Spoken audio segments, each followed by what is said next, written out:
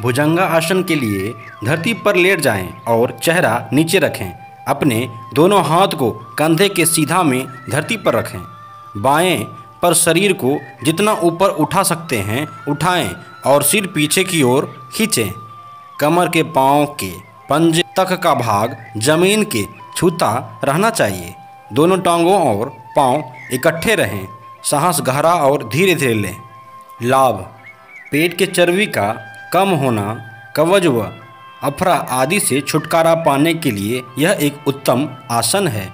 मेरुदंड में होने वाले दर्द में यह आसन अद्वितीय और विच्छल है।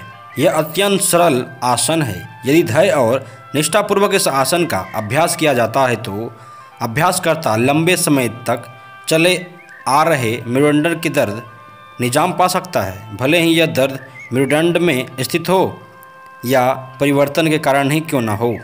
अगर आपका मोटापा बढ़ गया हो, पेट ज़्यादा दिख रहा हो तो ये आसन उसके लिए बहुत ही उत्तम है।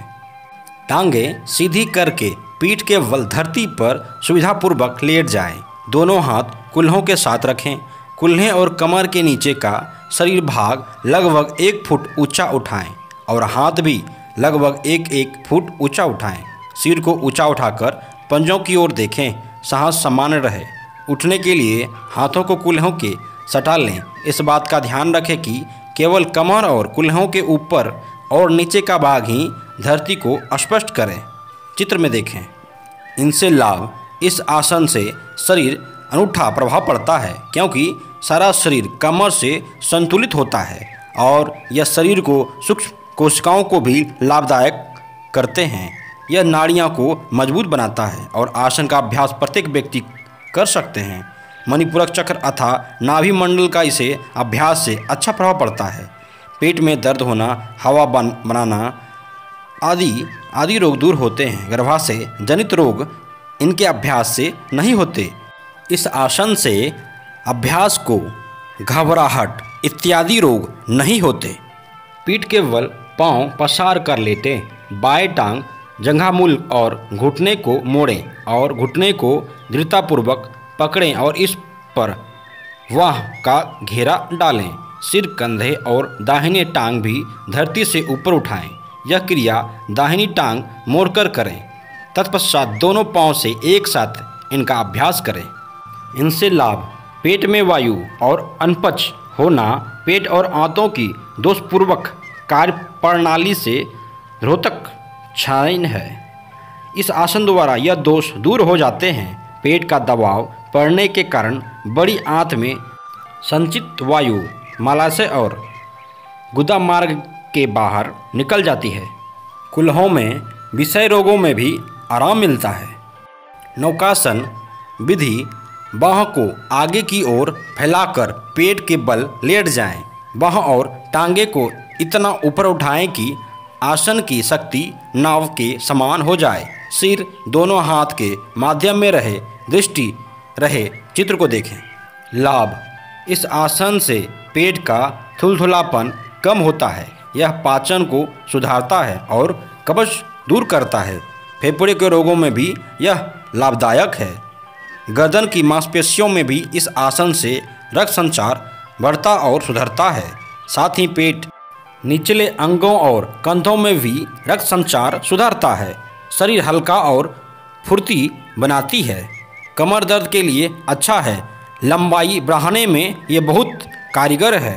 विधि: पृथ्वी पर नरम कंबल बिछा लें और कंबल के मध्य भाग में सिर टिका लें। सिर के मध्य भाग को दोनों हाथों की उंगली के परस्पर एक दूसरे को मिलाते हुए ढक लें।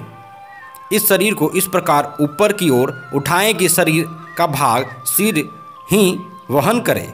इस स्थिति में गुदे हुए हाथ पीछे की ओर होंगे और कोहनी के नीचे का भाग सामने होगा। कोहनी और सिर मिलकर एक सहायक त्रिकोण बनाएंगे ताकि आप अपने सिर पर सीधे खड़े होकर रहें। पाँव से जांघ तक का भाग बिल्कुल सीधा रखें। श्वास समान रखें। इस मुद्रा में 1 या 2 मिनट तक। लाभ: वर्तमान समय में इस आसन ने लोकप्रिय प्राप्त की है। कदापि यह योग प्राचीन पुस्तक में इनका कोई सीधा संदर्भ नहीं मिलता। इस आसन से मस्तिष्क और तत्संबंधित मेरुरज्जु का प्रभाव रक्त संचार बढ़ता है और सुधरती है। देखने, सुनने और सूंघने की क्षमता बढ़ती है। आवाज़ को सुधारती है। गहरी नींद लाने में यह सहायक है। जो व्यक्ति इस आसन का अभ्यास करते हैं वे 4 घंटा की नींद में ही उतना लाभ प्राप्त कर सकते हैं जितना अन्य लोग 8 घंटे की नींद लेने पर भी प्राप्त नहीं कर सकते। मस्तिष्क और नाड़ियों में शक्ति प्राप्त करता है और एकाग्रता सुधरती है। शांति बनाए रखता है और चिंता की स्थिति कम होती है, जिससे मनोरोग संबंधित अन्य बीमारियां शांत हो जाता है। यह आसन दिमाग को तेज करता है। सावधानी, इस आसन को समाप्त करने के बाद तुरंत बाद श्वास का अभ्यास करनी चाहिए। यह अनिवार्य है। इस आसन के बाद अभ्यासकर्ता को एकदम सीधे खड़े नहीं होना चाहिए। चेतावनी, जिस लोगों को नक्सीर और उच्च रक्तचाप की शिकायत है उन्हें इस आसन का अभ्यास नहीं करना चाहिए। जो लोग दम्मा, उच्च रक्तचाप, हृदय रोग, कान, नाक, गले में सूजन, सिर दर्द, मोटापा की शिकायत में से पीड़ित हो उन्हें भी यह आसन नहीं करनी चाहिए। इस आसन का अभ्यास उन योग गुरु के मार्गदर्शन में रहना चाहिए जिसे योग सिद्धि व्यवहारिक पक्ष की पूरी जानकारी हो। विधि: धरती पर पेट के बल लेट जाएं और दोनों भुजाओं को एक दाएं और बाएं से सटाकर रखें। हथेली ऊपर की ओर रहे, अंगूठा अंदर के मुट्ठी बंद कर लें। ठुड्डी धरती पर स्पष्ट करें। खींचे हुए पांव का ऊपर का भाग भूमि पर स्पष्ट में रहे। गहरी सांस भरकर अपनी बाएं टांग को कूल्हे के जितनी सुगम हो उतना उठा सकते हैं उठाएं। सिर भी टांग के साथ साथ ऊपर उठाएं और सामने की ओर देखें। इसके पश्चात धीरे धीरे सांस बाहर करें और लंबी सांस लें। लाभ: इस आसन से पीठ और बल मिलता है। कब्ज और बवासीर की प्रवृत्ति नष्ट होती है। इनसे बड़ी आंतरिक और रक्त संचार सुधरता है और पेट की हवा दूर होती है। उच्च अंगों में दर्द और दुखन दूर होती है। पुरुष के प्रजननांगों को और स्त्री के आंतरिक अंगों को भी बल मिलता है, जिस कारण यौन और मूत्र एवं जननांग और उनके संबंधित ऊतकों को सुधारती है। यह घुटने, कूल्हे, कमर और पेट के चर्बी की पिघलाकर इस अंगों को सुधारता है। ग्रीवा दर्द के लिए उत्तम आसन है। विधि: पेट के बल धरती पर लेट जाएं और बांह तथा हाथ धीरे धरती पर ही रहे। जहां तक संभव हो दोनों टांगों को ऊपर ले जाएं। इस स्थिति में गहरी सांस ले छोड़ें। अब दोबारा गहरी सांस लेकर फेफड़े को वायु भरें तथा सिर और पांव को धीरे धीरे नीचे लाएं जब तक कि वे धरती पर स्पर्श ना हो। अभ्यास की पूर्ण प्रक्रिया में घुटनों को कभी झुकने न दें। लाभ: मांस, रज्जु, मांसपेशी और निचले कमर की नाड़ियां और कमर सभी शक्तिशाली बनती है और रक्त संचार सुधरता है। सभी अंगों को भीतरी जननांग सहित सुधारती है। मूत्र तथा जननांग संबंधित शक्ति प्रदान करती है। इससे पाँव में सूजन कम होता है। महिला को अनियमित ऋतुस्राव के ग्रस्त रहते हैं उनके लिए भी यह आसन लाभकारी है।